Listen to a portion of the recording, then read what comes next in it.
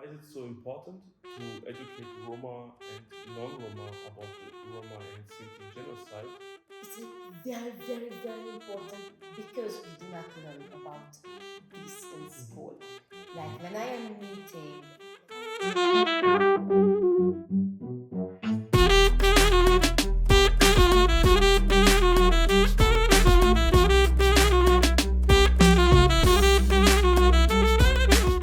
Welcome to the Amaro Voice podcast. Amaro is from the Romani language and means our Roma, Sinti, and Ternype voices among Europe. Thank you for watching our episodes. The last episode, it was during the preparing for Dikh, and now we are already in Dikh. And today we started to work. The facilitator started to get prepared for the workshops, and we have today our welcome ceremony with the participants. Almost some participants arrived, and more will later arrive. So these episodes are cooperational with Dikh and Ternype, and of course, Dezdemóna, you can introduce yourself. Thank you so much for having me. I'm also very happy to be here. I am from Hungary. My name is Dezdemóna Kovács, and I will be a facilitator. Cool. Dezdemóna, you are mentioned already facilitator, but maybe you can explain more. What is your role being here in Dikh? Thank you so much for this question.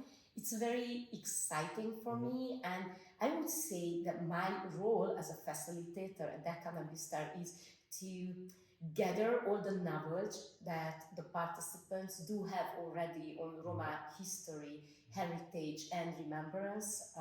Maybe they have some information on the Roma Holocaust, for example. And my main role is to get this knowledge out of them, and this is why I'm not called a teacher but a facilitator. Then I will facilitate moderated sessions, and kind of we will put all the knowledge that we have, I will also contribute. So there are lots of preparation for us facilitators too, to really get to know all the materials, and it's very, very interesting technique, and I really believe in the non-formal educational way. I think it's a much better setting than to sit in a classroom and it's so frontal. Like very formal, strict, right? Study lesson like in university or in school. Yeah.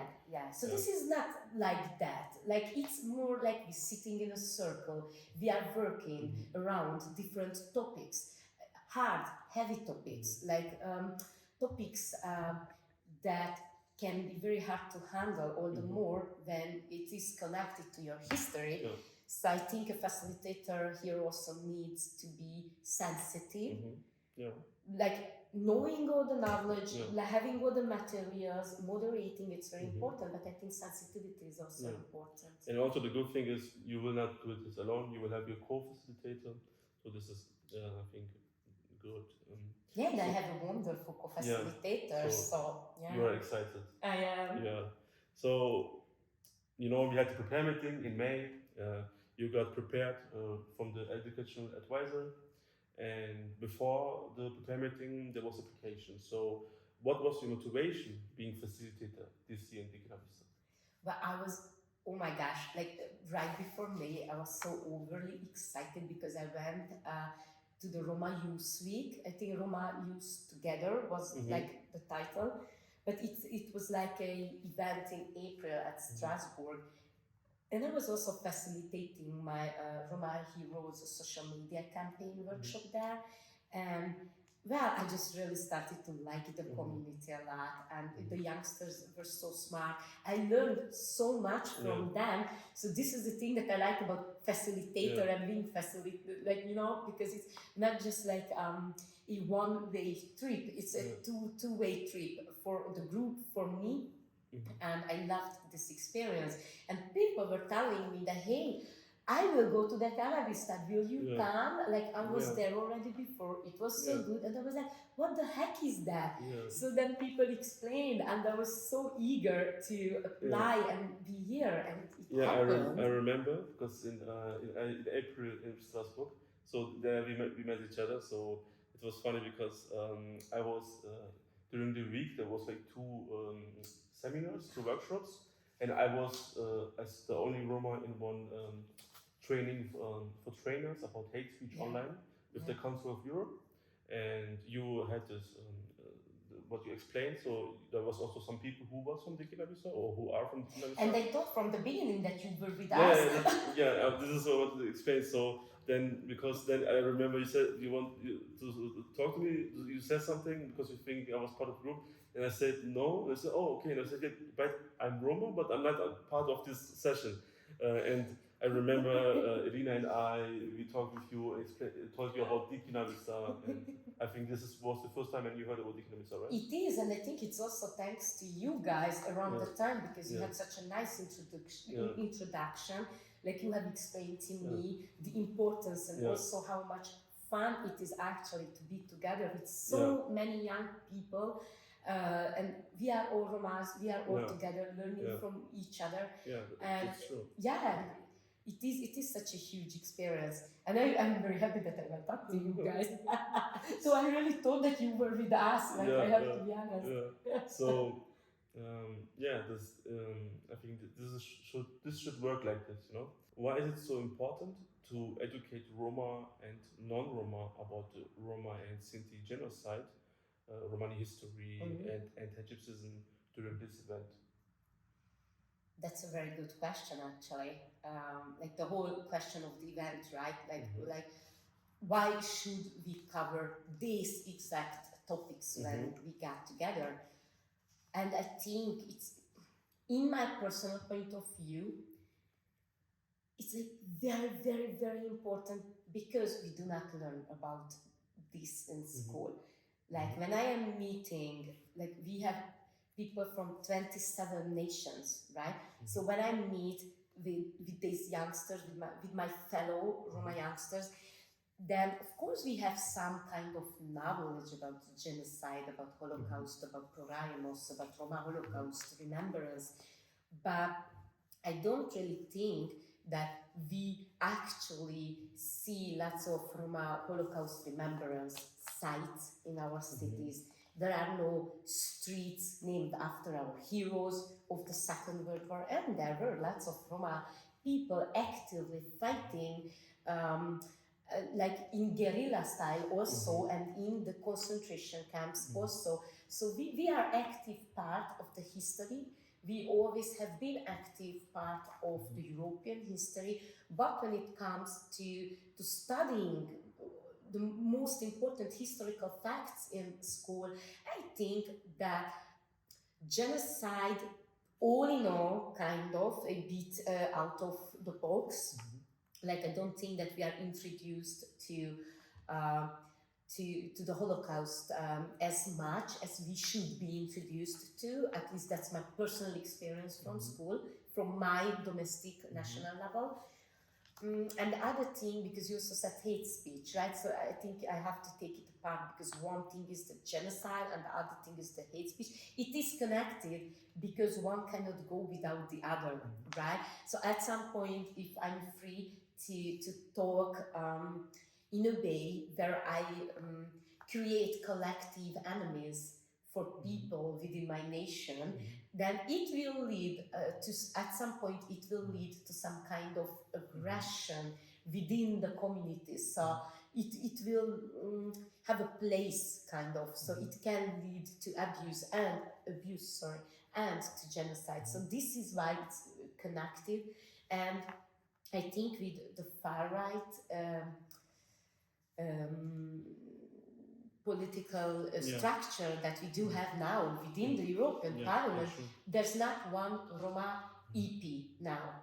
And there are lots of people from the far right, politicians, and like I can really say from my personal point of view that these people, the far right people within their home grounds, they are operating with hate speech when they want to lobby and when they want to gain political votes. And it is happening now, it is happening this year, it was happening last year. So when we speak about genocide, hate speech, what can lead to what, then we are always tend to think that it was the past, but it is not the past. And even after Second World War, lots of things were ongoing in Europe against Roma. So yeah, I think it's good to have this broader perspective and recognize that it is something that is still present nowadays within our societies, that people are openly campaigning with anti-Gypsyism in lots of countries. We do know that. So I think that's why it's important to gather and then listen to the youngsters. What is your situation at home? Like, get to know them, their situation, their national, domestic situation. That's also important for me. So we are right now in the workshop room. It's empty, but tomorrow the first workshops will start. It will be full of people.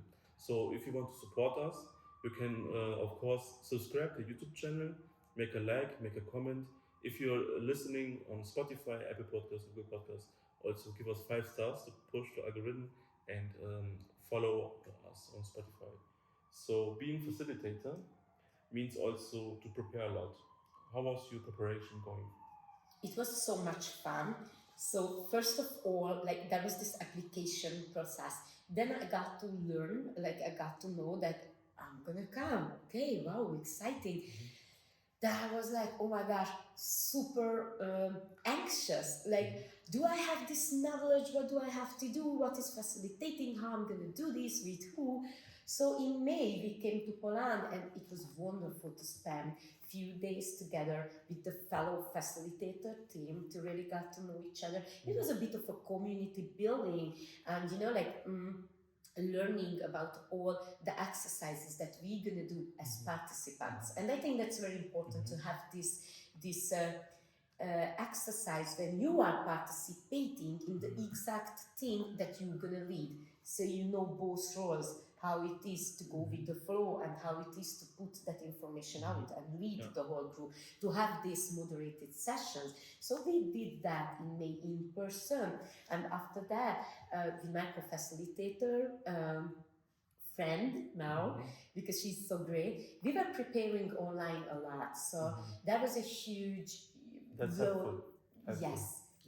Lots of online materials from the previous years. So it's very good because we have a methodology that had been used, that is proved to be good.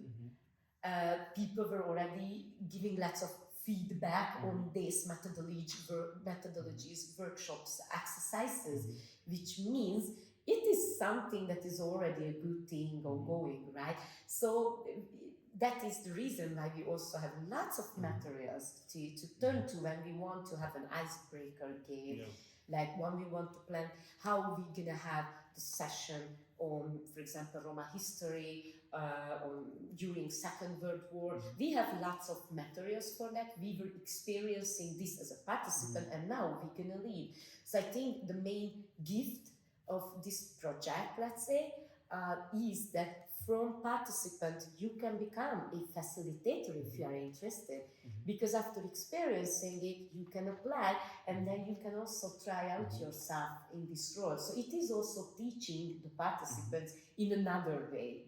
So today we will have the welcome ceremony, and then there you will choose the participants from your list, and then the participants will get to know each other, and then you have your group. So what is your hope or wish for your participants during this week? What you will have? Oh, that is such a good question. I would like my participants to feel very open with me, very critical, because this is how I can, do it better the next day or at the next session. So I would like to have this safe space where they can be criticizing me, they can be open, they can share their thoughts. I also hope that it's going to be fun, because it's going to be, so the knowledge that we are transferring can be heavy. It is heavy, it is emotional. So I hope that in a very respectful way, we can talk about all these very hardcore topics, like really like the injustices done against the human beings in the past century, and nowadays it can be so much for the soul. So I really want to take my group through this experience, but in a way where we can also have fun, laugh together, enjoy that we are together and we are in the present. So I don't want them to feel like we are stuck in the past. as part of the remembrance. No, like we are here, we are together, and it's very good that we have the opportunity to be together. So I guess if they're gonna feel something along these lines, I'm gonna be very happy. So being in Dikh is a good moment to get inspired and influenced. I wish you a good time here. I wish all of us a good time here. So, on podcast episodes, since I'm doing podcasts, I like to share some anecdote stories. It can be relatable to your work, to your activism, maybe something with Dikh stuff and prepared meeting. You told me before already some story about your podcast, what you do in Hungarian language, right? Yes. So maybe you want to share with us the story. Okay. So it's not going to be about Dezdemóna now because we were preparing for having this talk between us, and it just came to my mind because like we have one camera, the two of us, like we are running. You don't see it now, but like we are running behind the scenes to start the camera, go back to our seats. Okay, now start. Yeah, to fix the technology to When you are the podcaster, when you're also the technician, and you are also like recording, editing. Yeah. So you are doing a great job actually doing all of that because back in Hungary, I am the production manager of a podcast series of local everyday Roma heroes. There was a time when I was the podcaster, I was the technician, I was the cameraman, and I also was like the sound technical guy. And it really reminded me of that day because I was like running in between the settings, the techniques, like everything. I wanted everything to be perfect, but I also had to concentrate on my partner because we came to have a very good talk. And I think it's very important when you have this multi-talent. It's very good, and you also have this multi-talent. You can do lots of things at the same time, but it's also good to have a group, right? That's good. That's true. So I almost doing a podcast for 4 or 5 years. So I started to do podcasts in German language. Wow. And I was also doing like everything alone, making research, making script, writing the text, recording, editing, uploading, marketing, etc. But now with this new project, it's very helpful. I mean, the technologies, the technical stuff, I'm still doing it by myself. But now with this new project for Amaro Voice, with this new podcast in English, I have a good team. So I have 3 women who are part of the Romani community who helped me. One is our co-moderation. She could not be in Dikh this year. Then we have one for research, and we have one who studied marketing, and she's doing for us the marketing. Oh, so you have so we are now. Big team. So now you have the person for the social media coverage. Yes. Because that's like one role usually. Like it's hard to keep the trends and so she makes us the description, the social media posting, hashtags. She makes us agenda. Very good. Then we have one who helps us. She's teacher. In Germany, in Spanish, English, and German. So she makes us the research, but also she help us from our script, so we write in English, and our description, she helps us to correct it. Very good, very good. I kind of do that in Hungary at our podcast. I'm kind of the What's one. Revcast. Okay. But it's usually me, like I am sitting next to the cutter, like cutting and editing, and I'm like, okay, take this out, that's no good. But we need to have a group because sometimes I'm not right. Yes. So sometimes I want to take something out which is totally good, but for my personal taste, it's not okay. So it's hard to make a video, guys. It's really hard to make a video. It's good to have a good team. Because before, when I was doing alone, I didn't have project. I didn't have the money, so I was doing it by myself. So for me is if I have project, if I can support people, then it's always good to have a team. But if you cannot pay somebody to do for free work, so I don't want to bother somebody.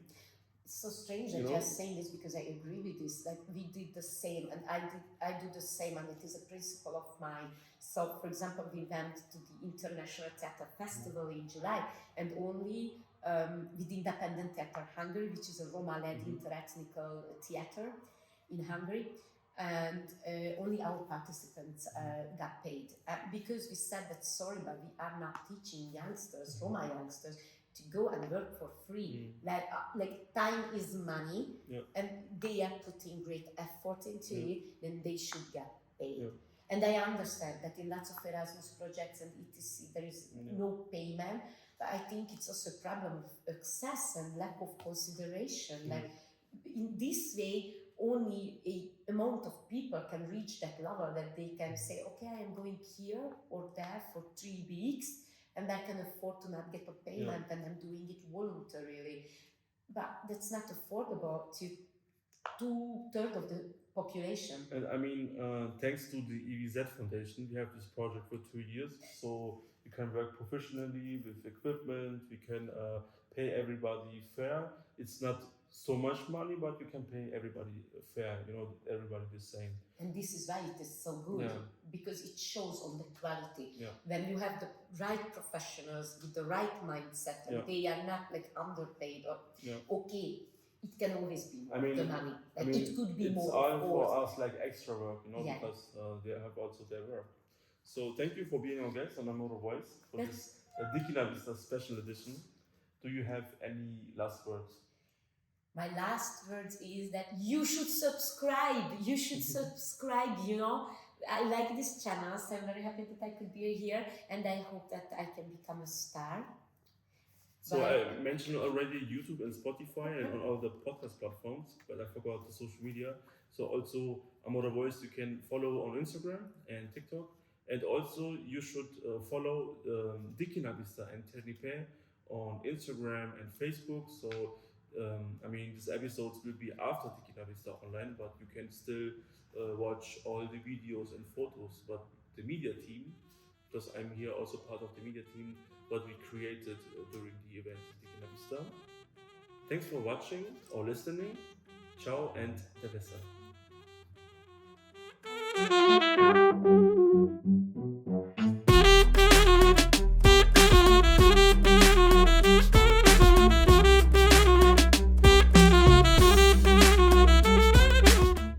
This podcast is funded by the Stiftung Erinnerung, Verantwortung und Zukunft (EVZ) as part of the project Amaro Voice, digitale Bildungsarbeit über die Communities der europäischen Institution Roma bei der NGO Medien und Kulturzentrum Deutscher Roma e.V.